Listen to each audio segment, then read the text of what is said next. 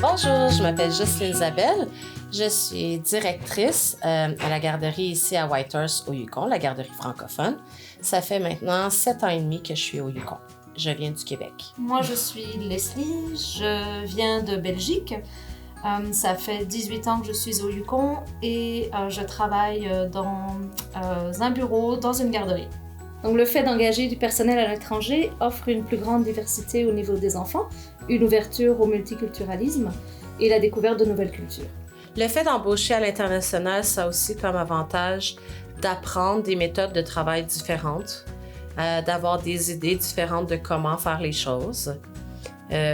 Puis ça ouvre les enfants à de nouvelles cultures, mais ça nous ouvre, nous aussi, à de nouvelles façons de faire. Donc, ça peut être un bel avantage aussi.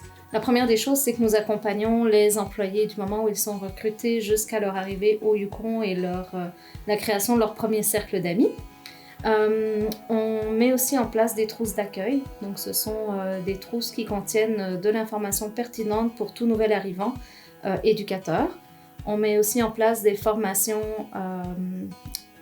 pour le personnel nouvellement arrivé afin de les familiariser avec le nouvel emploi.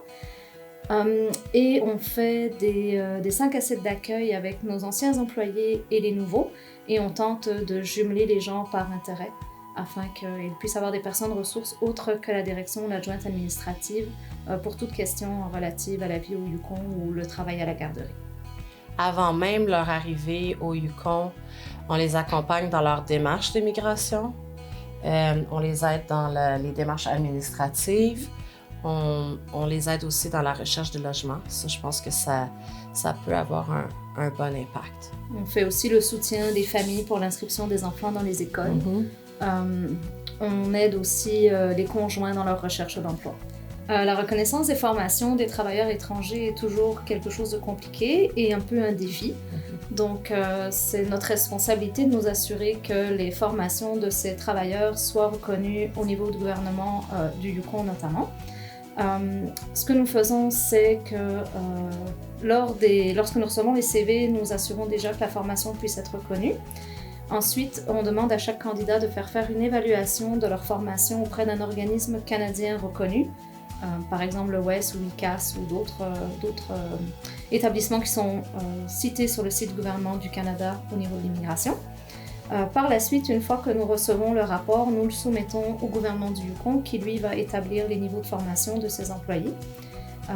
Et c'est un processus tout à fait transparent et à chaque étape, nous accompagnons les employés, nous leur faisons savoir où en est rendu leur dossier, puis notre impression par rapport à leur formation, qu'est-ce qui va être reconnu au Yukon, puis au niveau de la grille salariale également. Alors, on essaie de créer un effet familial à l'intérieur de notre équipe.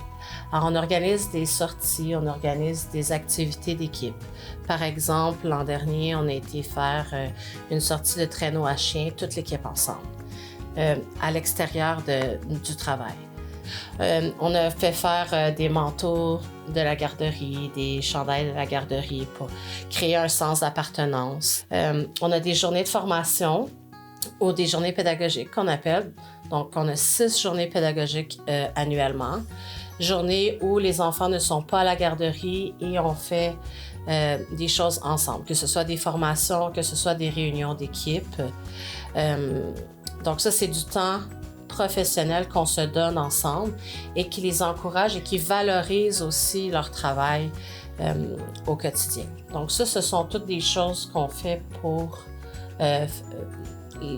espérer, en tout cas, qu'ils restent le plus longtemps possible.